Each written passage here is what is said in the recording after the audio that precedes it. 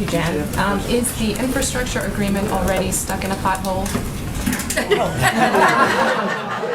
You worked hard on that. No, I like it. Absolutely not, in our view. The president is continuing to, as he said yesterday, there's work ahead. There's no question about that. But yesterday was a significant moment when you saw Democrats and Republicans and the President of the United States stand outside together and say, we've come to agreement to work toward passing a historic investment in infrastructure, one that would have, I just have this handy chart up here, I thought someone might ask about this, would have key components that would help communities across the country. And I talked with him about this morning, what he was most excited about, what he's going to continue, what his message is going to be as he continues to advocate for this bill moving forward. One is the significant economic impact. It's going to help create millions of good-paying union jobs. It will also have a huge impact on low-income communities, on communities of color. It will eliminate lead pipes to stop kids from drinking poison water. Flint, Michigan should not be so far away that we don't remember the impact on that community. Part of this package will help prevent that from ever happening again. It includes the single largest investment in environmental remediation in history. What does that mean? A lot of people at home don't know what that means, so I'm going to explain it. And it's 100% of what he asked for.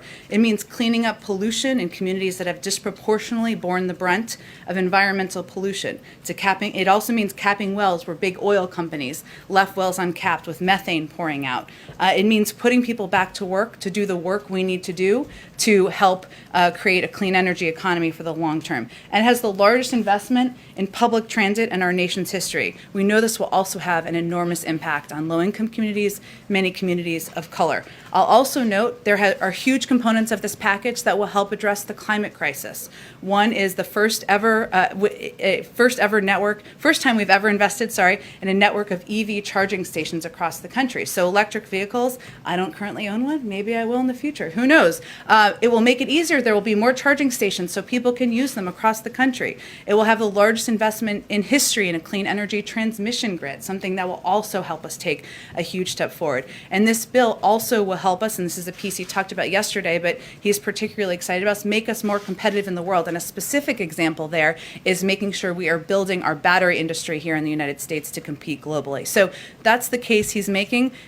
He's going to continue to make. There's no question there's work ahead, and he's ready to roll up his sleeves and work like hell to get it done. But we're hearing from the Hill from a lot of senators that unhappiness over the president's decision to want to do both these packages at the same time, the pairing, moving them in tandem. When senators agreed to this deal, was the White House upfront with them that this was the way the president wanted to proceed? Well, first, you all have heard the president say multiple times publicly that he was going to move these bills forward, wanted to move them forward in parallel paths. And that's exactly what's happening. That hasn't been a secret. He hasn't said it quietly. He hasn't even whispered it. He said it very much out loud to all of you, as we have said many times from here.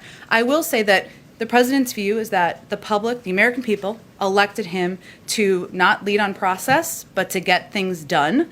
The House and Senate are going to determine, the leaders in the House and Senate are going to determine the sequencing, the timeline, and he looks forward to signing both pieces of legislation. One other quick